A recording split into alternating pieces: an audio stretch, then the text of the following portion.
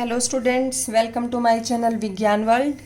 हम 9th class का science के लेक्चर स्टार्ट करेंगे और स्टूडेंट्स जो हम इसमें कवर करेंगे इन सभी वीडियोस में वो है आपकी एनसीईआरटी टेक्स्ट बुक।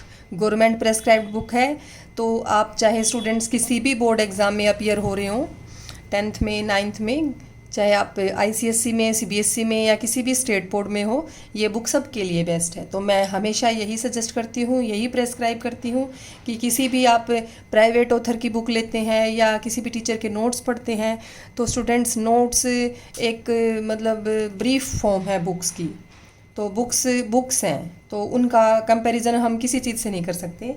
तो उनमें भी सबसे बेस्ट कौन सी है? आपकी एनसीईआरटी। तो स्टूडेंट्स हम इसी को लेके चलेंगे अपनी सभी वीडियोस में। ओके, तो फर्स्ट हम चैप्टर स्टार्ट कर रहे हैं, matter in our surroundings. First chapter है आपका ये 9th क्लास साइंस। ओके, तो फर्स्ट ऑफ ऑल हम अपने मैटर की बात करें तो मैटर क्या होता है स्टूडेंट्स, आपने ये छोटी क्लासेस में ज़रूर पढ़ा होगा कि मैटर क्या है। एनीथिंग दैट ऑक्यूपाइज स्पेस, आपने ये ज़रूर पढ़ा होगा। Anything that occupies space and have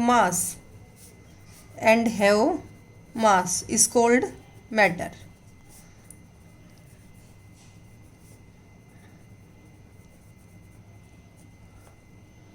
visible है स्टूडेंट्स आपको ये क्लियरली कि कोई भी वस्तु, कोई भी थिंग जो स्पेस ऑक्यूपाई करती है और जिसमें मास होता है, जो जगह घेरती है, मेनली आपको ये देखना है, उसे क्या कहते हैं हम? मैटर कहलाती है, मैटर होती है वो। तो हमारे आसपास के मैटर की बात करें तो हम उसी में जाएंगे। मैटर की 3 स्टेट्स होती हैं, सॉलिड, लिक्विड, गैस। तो इस चैप्टर में हम वो सारी स्टेट्स कवर करेंगे। आपने अपने आसपास देखे होंगे, सॉलिड्स भी देखे होंगे, लिक्विड भी देखा होगा, गैसियस स्टेट भी देखी है आपने अपने आसपास, और कैसे उन स्टेट्स का एक दूसरे में कन्वर्जन होता है, how to convert solid into liquid and gas and vice versa. इस टाइप का जो भी है वो हम सभी इस चैप्टर में कवर करेंगे। और स्टूडेंट्स हम अपनी सभी वीडियोस में एनसीईआरटी को डीपली कवर कर रहे हैं, तो अगर आपको डीप नॉलेज लेनी है तो मेरी वीडियोस ज़रूर देखिएगा और इन्हें सब्सक्राइब, लाइक ज़रूर कीजिएगा ताकि मैं टाइम टू टाइम आपको वीडियो डालती रहूं, ताकि आपका जल्दी से जल्दी सिलेबस कवर हो सके। तो स्टूडेंट्स हम टॉपिक पे आते हैं, matter in our surrounding. Matter मैंने आपको अभी बताया है। तो मैटर की जो क्लासिफिकेशन है, सॉलिड, लिक्विड, गैस के बारे में मैं जो बता रही हूँ वो बाद में पता चली है स्टूडेंट्स, उससे पहले इस बारे में नहीं पता था। तो सबसे पहले कुछ फिलोसफर्स थे, सम फिलोसफर्स जो थे उन्होंने क्लासीफाई किया था मैटर को, क्लासीफाई मैटर। उन्होंने क्या बताया था कि this matter consist of 5 elements. इन्होंने बताया था कि 5 बेसिक एलिमेंट्स हैं जिनसे मिलके मैटर बना हुआ है। कौन कौन से हैं स्टूडेंट्स ये 5 बेसिक एलिमेंट? आपका एयर, आपका अर्थ है, फायर, ठीक है, उसके बाद एयर हो गया, अर्थ हो गया, फायर हो गया, स्काई एंड वाटर। तो ये 5 बेसिक एलिमेंट्स हैं स्टूडेंट्स, जो मानते थे, अपने जो पुराने फिलोसफर्स हैं वो बिलीव करते थे कि कोई भी मैटर इनसे मिलके बना है। मैं आपको बता दूं स्टूडेंट्स, जैसे हम जब थोड़े छोटे होते थे तो एक सीरियल आता था शक्तिमान, आपने सुना होगा उसका नाम। तो उसमें क्या दिखाते थे कि वो जो शक्तिमान है वो एक बहुत पावरफुल ह्यूमन बीइंग है, नॉर्मल जो ह्यूमंस हैं उनसे ज़्यादा पावरफुल है, और ऐसा वहाँ दिखाते थे उस सीरियल में कि वो इन सब से बना हुआ है। तो उनका यही कंसेप्ट था कि एयर, अर्थ, फायर, स्काई और वाटर, इन 5 चीज़ों से, 5 एलिमेंट से उसे बनता हुआ दिखाया करते। तो अभी तो आपने नहीं देखा होगा आजकल के स्टूडेंट्स ने, वैसे आजकल जो है लॉकडाउन का ज़माना है और उसमें आया भी हुआ ये सीरियल, अगर आप देखना पसंद करें तो। लेकिन वैसे बात की जाए तो आजकल तो जियान का, नोबिता का, छोटे भीम का, इनका टाइम आ गया है, तो आपको शायद ना पसंद आए, लेकिन हमारे टाइम पे काफ़ी फेमस था। Okay, come to the point. तो ये है 5 बेसिक एलिमेंट से बना हुआ है मैटर, ऐसा पुराने फिलोसफर्स मानते थे। लेकिन जो मॉडर्न साइंटिस्ट हैं उनकी बात करें हम, तो जो मैटर है, मैटर की हम फिजिकल केमिकल प्रॉपर्टी इसमें पढ़ेंगे, और उसकी क्लासिफिकेशन की बात करें तो वो सॉलिड, लिक्विड, गैस, ठीक है। मॉडर्न साइंटिस्ट जो हैं, modern scientists classify matter into 3 स्टेट्स। कितनी स्टेट्स में क्वालिफाई करते हैं मैटर को? कौन कौन सी? Solid, liquid and gas. Okay. उसके बाद आता है आपका जो सबसे पहला टॉपिक है, वो हम करेंगे कि जो ये मैटर है क्लासिफिकेशन से पहले कि इसकी फिजिकल स्टेट क्या है और इसके कैरेक्टरिस्टिक्स क्या हैं। ठीक है। तो स्टूडेंट्स इस चैप्टर में हम जो जो पढ़ेंगे, क्या क्या पढ़ेंगे, सबसे पहला पॉइंट हम इसमें कवर करेंगे फिजिकल नेचर ऑफ मैटर। ये हमारा फर्स्ट टॉपिक होगा इस चैप्टर में। उसके बाद हम देखेंगे characteristics of particles of matter, कि यहाँ पे आएगा फिजिकल नेचर ऑफ मैटर की matter is made up of particles. और नेक्स्ट टॉपिक होगा कि पार्टिकल्स के जो है मैटर के, उनके कैरेक्टरिस्टिक्स क्या हैं। एंड स्टेट्स ऑफ मैटर इसी चैप्टर में आएगा। कन्वर्जन ऑफ स्टेट्स, कि सॉलिड लिक्विड गैस को आपस में इंटर कन्वर्ट कैसे कर सकते हैं। फिर इवेपोरेशन का काफ़ी इंपॉर्टेंट टॉपिक है स्टूडेंट्स से आएगा। फिर लास्ट में हम सबसे एनसीईआरटी की जो आपकी एक्सरसाइज है वो कवर करेंगे। और स्टूडेंट जो आपके एनसीईआरटी टेक्स्ट बुक में जो बीच बीच में क्वेश्चंस आते हैं, हर टॉपिक के बाद जो आते हैं इन बॉक्स क्वेश्चंस, वो भी काफ़ी इंपॉर्टेंट होते हैं, काफ़ी बहुत अच्छे होते हैं वो क्वेश्चंस। तो उनको हम अपने हर एक टॉपिक के साथ साथ कवर करते हुए चलेंगे और लास्ट में हम लेंगे एक्सरसाइज। तो ऐसा हर एक चैप्टर में होगा। तो सबसे पहले हम स्टार्ट करते हैं first topic, physical nature of matter. तो स्टूडेंट्स जो फिजिकल नेचर ऑफ मैटर, इसकी अगर हम बात करें तो जो नेचर मैटर है उसकी नेचर कैसी होगी, ये हमें पता लगाना है।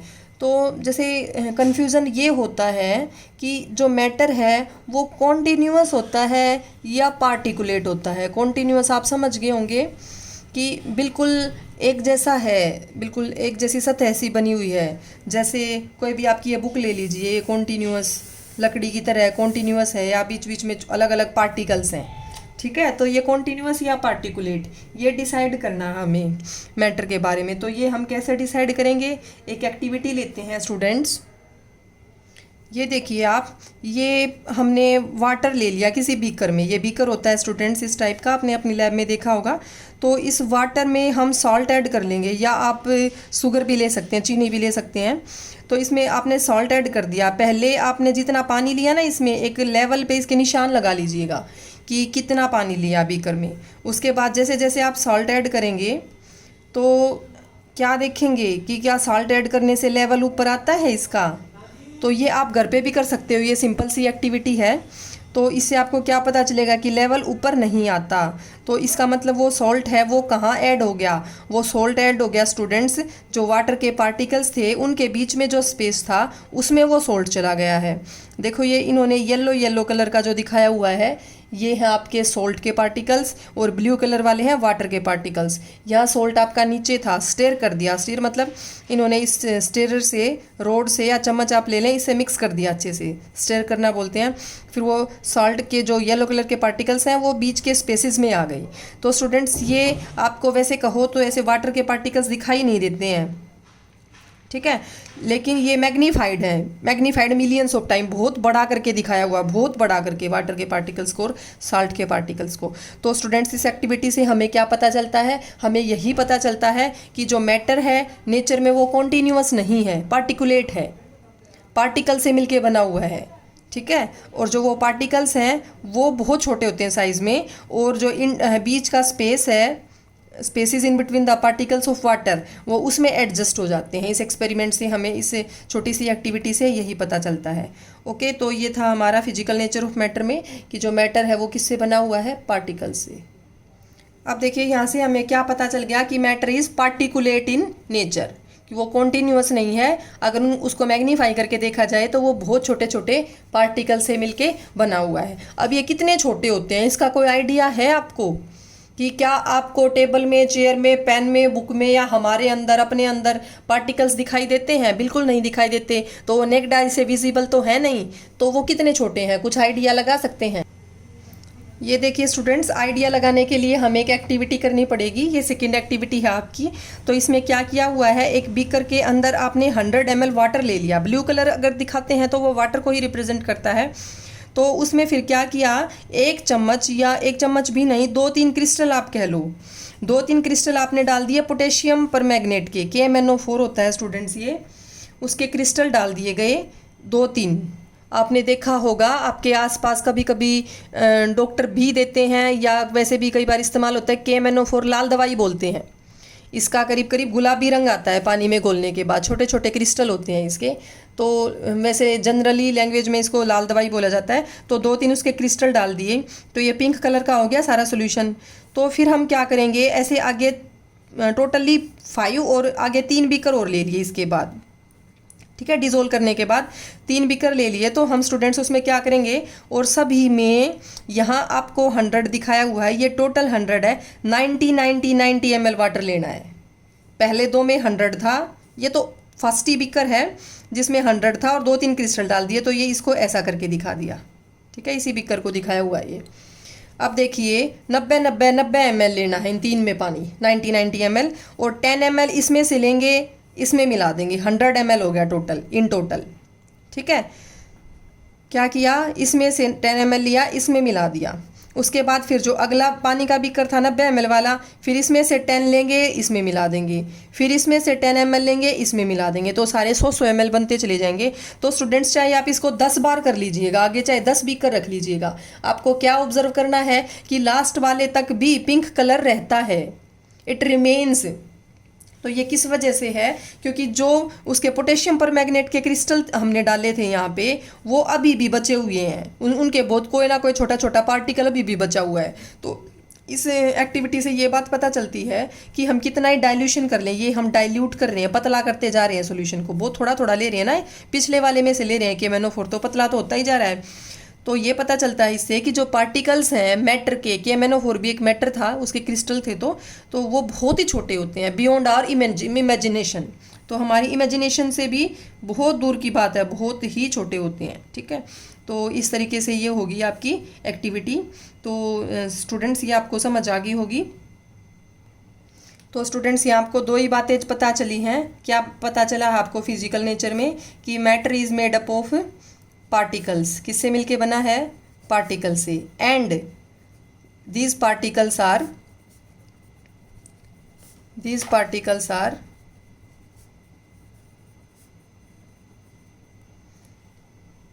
small beyond our imagination, कि हमारी इमेजिनेशन से भी ज़्यादा क्या होते हैं, ये छोटे होते हैं। तो ये हमने 2 एक्टिविटी से समझ लिया है ये फिजिकल नेचर ऑफ मैटर। उसके बाद स्टूडेंट्स नेक्स्ट टॉपिक आ गया हमारा characteristic of particles of matter. ये तो हमें पता चल गया कि मैटर पार्टिकल से मिलके बना है। अब आता है कि उनके कैरेक्टरिस्टिक्स क्या हैं, किस टाइप के होते हैं वो पार्टिकल्स। स्टूडेंट्स ये आते हैं आपके कैरेक्टरिस्टिक्स पार्टिकल्स ऑफ मैटर के। मेनली ये 3 कैरेक्टरिस्टिक्स हैं। पार्टिकल्स ऑफ मैटर है स्पेस इन बिटवीन देम, उनके बीच में स्पेस होता है। ये पीछे वाली एक्टिविटी से स्टूडेंट्स हम समझ चुके हैं। जो हमने वाटर में शुगर या सॉल्ट को डिज़ोल्व किया था तो वो कहाँ चला गया था, वो उसके पार्टिकल्स के स्पेसिस के बीच में चला गया था, ठीक है। अब है कि they are continuously moving because of kinetic energy. तो जो पार्टिकल्स हैं स्टूडेंट्स मैटर के, उनमें काइनेटिक एनर्जी होती है, इस वजह से वो लगातार मूव करते रहते हैं और वो एक दूसरे को अट्रैक्ट करते हैं। तो ये आपके 3 पॉइंट हैं। अब जो ये काइनेटिक एनर्जी है, एक तो स्टूडेंट्स इसको काइनेटिक एनर्जी को KE से लिखते हैं। ये आगे आपका चैप्टर आएगा लास्ट में, फिजिक्स पोर्शन में आएगा, वहाँ पे हम डिटेल भी करेंगे। तो काइनेटिक एनर्जी क्या होती है, energy in any body due to its motion, energy due to its motion, वो होती है काइनेटिक एनर्जी। कोई भी ऑब्जेक्ट है, कोई भी बॉडी है जो मूव कर रही है तो उसमें काइनेटिक एनर्जी है। स्टूडेंट्स अगर हम चल रहे हैं तो हमारे अंदर भी काइनेटिक एनर्जी है। और कोई भी आप ऑब्जेक्ट लीजिए, बस चल रही है तो बस में भी काइनेटिक एनर्जी है। तो यहाँ पे बात हो रही है मैटर के पार्टिकल्स की। तो मैटर के पार्टिकल्स के अंदर भी काइनेटिक एनर्जी होती है। तो काइनेटिक एनर्जी जितनी ज़्यादा होगी, इसका कनेक्शन होता है एक प्रोसेस के साथ जिसे बोलते हैं डिफ्यूज़न। क्या बोलते हैं, डिफ्यूज़न को आप अच्छे से समझ लीजिएगा। डिफ्यूज़न एक ऐसी प्रोसेस है जिसमें पार्टिकल्स जो हैं वो अपनी हाई कंसंट्रेशन से लो कंसंट्रेशन की ओर मूव करेंगी, हाई कंसंट्रेशन से लो कंसंट्रेशन की टुवर्ड्स मूव करेंगी, ठीक है। उस प्रोसेस को बोलते हैं डिफ्यूजन। ये हो गया आपका diffusion, high to low concentration move कर रहे हैं, ठीक है। जैसे मैं आपको बता दूं, डिफ्यूज़न में आप एक गर्म पानी का गिलास रख देते हैं या गर्म दूध रख दीजिएगा गिलास में, तो थोड़ी देर बाद आप क्या देखते हैं, ये आपने गिलास में रख दिया, कुछ भी मिल्क रख दिया मान लो, तो अगर आप मिल्क इसमें रख देते हैं और ये गर्म है, हॉट है, तो अगर आप इसको थोड़ी देर बाद ऑब्ज़र्व करेंगे, जैसे सर्दियों में जल्दी हो जाएगा, गर्मियों में थोड़ा टाइम लेगा, तो ये ठंडा हो जाएगा, तो इसकी सारी एनर्जी कहाँ चली गई। तो जो वो हीट थी स्टूडेंट्स, वो हीट यहाँ गिलास के अंदर काफ़ी ज़्यादा है वो हीट, और आसपास सराउंडिंग में उतनी हीट नहीं है। तो जो वो हीट है, it travels from its high concentration to low concentration, that is called diffusion. तो वो हीट गिलास के अंदर से सराउंडिंग्स में आ गई है, आसपास सराउंडिंग्स में, ठीक है। तो वो हीट ने high concentration to low concentration travel किया है, this process is called diffusion. किसका है high concentration to low concentration travel? किसी भी सब्सटेंस का ट्रेवल हो सकता है, ठीक है, आयंस का हो सकता है, पार्टिकल्स का हो सकता है, ठीक है, और गैसेस का हो सकता है, किसी भी चीज़ का हो सकता है, एक्सेट्रा लिख लो आप। तो वो ट्रेवल होगा हाई टू लो कंसंट्रेशन, वो प्रोसेस कहलाती है डिफ्यूजन। तो स्टूडेंट्स एक आपको ध्यान रखना है, जितनी ज़्यादा काइनेटिक एनर्जी होगी डिफ्यूजन उतना ही फास्ट होगा। जितनी तेज़ी से जो पार्टिकल्स है वो मूव करेंगे, मोशन होगी उनमें जितनी ज़्यादा, उतना ही जल्दी वो डिफ्यूज़ हो जाएंगे एक जगह से दूसरी जगह तक। और एक स्टूडेंट्स इनका टेम्परेचर के साथ कनेक्शन होता है। जैसे जैसे आप टेम्परेचर बढ़ाएंगे, टेम्परेचर ज़्यादा तो काइनेटिक एनर्जी भी ज़्यादा, और काइनेटिक एनर्जी ज़्यादा तो डिफ्यूज़न भी ज़्यादा, मूवमेंट भी ज़्यादा। तो ये कनेक्शन ज़रूर ध्यान रखिएगा, ठीक है, कि टेम्परेचर जितना ज़्यादा, टेम्परेचर के साथ साथ काइनेटिक एनर्जी भी ज़्यादा, क्योंकि ज़्यादा कोई चीज़ गर्म हो जाएगी तो वो तेज़ी से उसमें मूव करेगी, मोशन बढ़ जाएगी और डिफ्यूजन भी बढ़ जाएगा। आपने देखा होगा किसी पतीले में आप ठंडा पानी रख दीजिएगा तो कोई पार्टिकल्स उसके आपको हिलते हुए दिखाई नहीं देते, लेकिन जैसे ही आप उसको गर्म कर देंगे, बॉयल कर देंगे, तो आपने देखा होगा नीचे से ऊपर की तरफ पार्टिकल्स और साइड्स में जाते रहते हैं, हिलते डुलते रहते हैं बहुत तेज़ी से। तो ये क्या है कि टेम्परेचर बढ़ाने से जैसे ही आपने उसको हीट दी, काइनेटिक एनर्जी भी बढ़ जाती है, उनकी मोशन मूवमेंट बढ़ जाती है उनकी, और जैसे ही काइनेटिक एनर्जी बढ़ेगी तो वो हाई टू लो कंसंट्रेशन, उनका डिफ्यूजन भी बहुत तेज़ी से होगा। तो ये था स्टूडेंट्स हमारा सेकंड कैरेक्टरिस्टिक के बारे में। तो सेकंड कैरेक्टरिस्टिक से रिलेटेड हम कुछ एक्टिविटी करेंगे। ये देखिए स्टूडेंट्स, एक्टिविटी दी हुई है कि आपकी क्लास के कॉर्नर में कोई इंसेंस स्टिक रख दिया आपने, अनलिट। मतलब ये इंसेंस स्टिक क्या होती है? ये होती है अगरबत्ती। अनलिट मतलब बिना जली हुई, बुझी हुई अगरबत्ती रख दिया आपने। How close do you have to go near it so as to get it smell? आपको उसके कितना पास जाना पड़ेगा उसकी स्मेल लेने के लिए? तो स्टूडेंट्स आपको पता है ये बिल्कुल नज़दीक जाना पड़ेगा बुझी हुई अगरबत्ती की स्मेल लेने के लिए। लेकिन जैसे ही आप उसको जला देंगे, जलाने के बाद क्या होगा, जहाँ पे भी आप बैठे हैं, चाहे कितनी दूर बैठे हैं उस रूम में, वहाँ तक उसकी स्मेल आपके पास पहुँच जाएगी, ठीक है। तो इससे क्या प्रूव होता है स्टूडेंट्स? इससे यही प्रूव होता है कि जैसे हमने उसको जला दिया, टेम्परेचर अगर बढ़ गया तो टेम्परेचर बढ़ने से काइनेटिक एनर्जी बढ़ जाएगी उसके पार्टिकल्स की, और काइनेटिक एनर्जी बढ़ गई तो डिफ्यूजन फास्ट होगा। वो पार्टिकल्स इंसेंस स्टिक से आपके पास तक पहुंच जाएंगे इजीली। ओके, अब देखिए ये एक और आपकी एक्टिविटी दी हुई है। इसमें क्या कह रहे हैं कि आप 2 बीकर ले लेंगे, फर्स्ट बीकर और सेकंड बीकर, और दोनों में आपने वाटर डाल लिया। तो आप क्या देखेंगे, दोनों पानी से भरे हुए हैं, 2 बीकर हैं, फर्स्ट एंड सेकंड। तो पहले बीकर में आप इंक डालेंगे, ब्लू या रेड या कोई भी कलर की आप ले लें, और दूसरे बीकर में आप डालेंगे हनी। क्या डालेंगे आप दूसरे बीकर में? हनी। ये रहा हनी।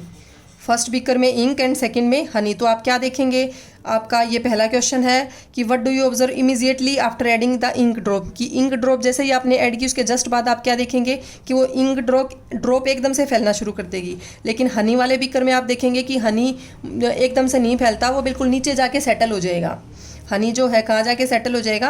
बीकर की बॉटम में जाके सेटल हो जाएगा। तो इससे आपको क्या पता चलता है, कुछ दिन बाद अगर आप उसको देखेंगे तब जाके हनी, आप ये कह सकते हो कि कुछ परसेंटेज उसकी डिज़ोल्व मिलेगी। तो आप ये कहेंगे कि इंक को स्प्रेड होने में बहुत कम टाइम लगता है और हनी को स्प्रेड होने में ज़्यादा टाइम लगता है। Students look at this diagram. ये हमने बना के दिखा दिया आपको कि जो इंक है और एक में ले लिया आपने हनी ले लिया, या हनी डिज़ोल्व कर रहे हैं या इंक डिज़ोल्व कर रहे हैं, तो ये तो फटाफट स्प्रेड आउट कर जाएगी और पूरी जो पानी का कलर है वो कैसा हो जाएगा, ब्लू या जो भी आपने लिया था ब्लैक हो जाएगा। तो लेकिन हनी जो है वो नीचे जाके सेटल हो जाएगा। तो स्टूडेंट्स इस एक्टिविटी से हम क्या फाइंड आउट करते हैं कि जो डिफरेंट सब्सटेंसेस हैं, डिफरेंट लिक्विड्स हैं, वो उन सभी की रेट डिज़ोल्व होने की वाटर में अलग अलग होती है। ठीक है, डिफरेंट लिक्विड्स या different substances have different rate of dissolution into water. ठीक है, इंक उतनी तेज़ी से घुल जाएगी लेकिन हनी उतनी तेज़ी से नहीं डिज़ोल्व होगा। तो ये जो सोल्युबिलिटी रेट है, डिज़ोल्व होने का जो टाइम है, वो हर किसी का अपना अलग अलग होता है। उसके बाद स्टूडेंट्स हम जो ये कर रहे हैं कि ये कॉन्टीन्यूसली मूव कर रहे हैं particles because of kinetic energy. तो मैंने आपको इसमें टेम्परेचर का भी बता दिया अगरबत्ती वाला, और ये भी बता दिया पार्टिकल्स की सोल्युबिलिटी का टाइम अलग अलग होता है। या फिर आप और कर सकते हैं कुछ भी, जैसे आप ले लें एक, ये देखिए आप एक और एक्टिविटी है, इसमें ये क्या कह रहे हैं कि कॉपर सल्फेट के क्रिस्टल ले लो या पोटेशियम परमैंगनेट के जो पीछे लिए थे। पोटेशियम परमैंगनेट के क्रिस्टल से पिंक कलर आता है स्टूडेंट्स, और कॉपर सल्फेट के क्रिस्टल होते हैं ब्लू कलर के। ये आपका आगे अगली क्लास में भी आ जाएगा, 10th में काफ़ी है कुछ इसके बारे में। तो ये क्या कह रहे हैं कि आपने इनको कोई भी एक ले लो, आप कॉपर सल्फेट ले लिया जैसे हमने ब्लू कलर का, तो एक आप 2 बीकर रख लेंगे, एक में हॉट वाटर और एक में कोल्ड वाटर। तो हॉट वाटर में आप क्या देखेंगे कि कॉपर सल्फेट बहुत जल्दी डिजोल्व हो जाएगा, आपको स्टिर नहीं करना है, मिक्स नहीं करना है, डिज़ोल्व नहीं करना है स्टिरर से। तो कोल्ड वाटर में कॉपर सल्फेट डिज़ोल्व होने में टाइम लेगा। तो इससे क्या पता चलता है स्टूडेंट्स की जितना टेम्परेचर ज़्यादा होगा, टेम्परेचर ज़्यादा होने से काइनेटिक एनर्जी ज़्यादा होगी, और काइनेटिक एनर्जी ज़्यादा होने से डिफ्यूजन रेट ज़्यादा होगा। तो जो वो आपने क्रिस्टल डाले हैं वो ईजिली डिफ्यूज हो जाएंगे into water in case of hot water, but cold water के केस में ऐसा नहीं होगा। ये आप देख सकते हैं यहाँ पे कि ये हॉट वाटर ले लिया, ये कोल्ड वाटर ले लिया। कोल्ड वाटर में वो बाद तक भी ऐसे दिख रहे हैं क्रिस्टल आपको, लेकिन हॉट वाटर में एकदम से डिज़ोल्व हो जाएंगे जैसे ही आप क्रिस्टल्स को डालेंगे। ठीक है, इससे यही पता चलता है टेम्परेचर ज़्यादा तो काइनेटिक एनर्जी ज़्यादा, मूवमेंट अच्छे से होगी पार्टिकल्स की, जैसे इनके पार्टिकल्स की, क्रिस्टल के पार्टिकल्स की, और डिफ्यूज़न भी उतना ही फास्ट होगा। ये क्रिस्टल्स जो हैं वाटर में ईजिली डिफ्यूज़ कर जाएंगे। उसके बाद आता है students third point, particles of matter attract each other. तो मैटर के पार्टिकल्स एक दूसरे को अट्रैक्ट करते हैं, इसको भी हम एक एक्टिविटी से समझते हैं। देखिए ये आपको दिखा रखा है, ये गेम आप अपने प्लेग्राउंड में खेल भी सकते हैं, आप अपनी क्लास के स्टूडेंट्स के साथ मिलके, अपने फ्रेंड्स के साथ। तो इस गेम में क्या कह रहे हैं कि 4 ह्यूमन चेन्स बना ली, 4 ह्यूमन चेन्स हम लेंगे, जिसमें हम क्या देखेंगे कि क्या सेटिंग करेंगे हम कि जो फर्स्ट ग्रुप है, 4 ग्रुप हमें बनाने हैं। पहले ग्रुप में क्या करेंगे कि 5-5 बच्चों के बना दिए ग्रुप, तो पांचों बच्चे एक दूसरे को ऐसे कमर से पकड़ेंगे, जैसे इन्होंने बिहू डांसर्स ने पकड़ा हुआ है। इस तरीके से जो डांस करते हैं कमर से पकड़ के, उनको बोलते हैं बिहू डांसर्स। ठीक है, लोक आर्म्स भी लोक हैं, बैक लोक है और आर्म्स लोक हैं।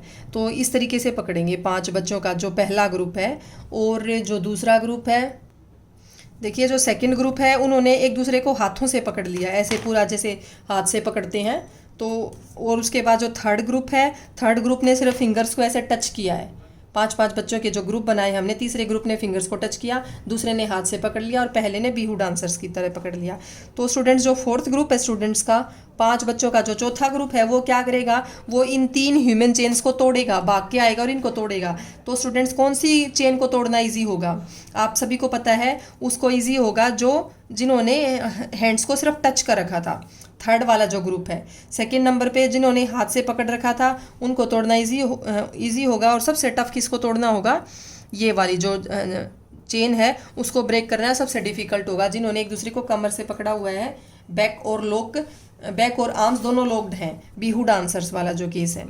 ठीक है, तो स्टूडेंट्स इससे क्या पता चलता है कि जिसको ब्रेक करना ईजी है, मीन्स उसके पार्टिकल्स के बीच में अट्रैक्टिव फोर्स कम है।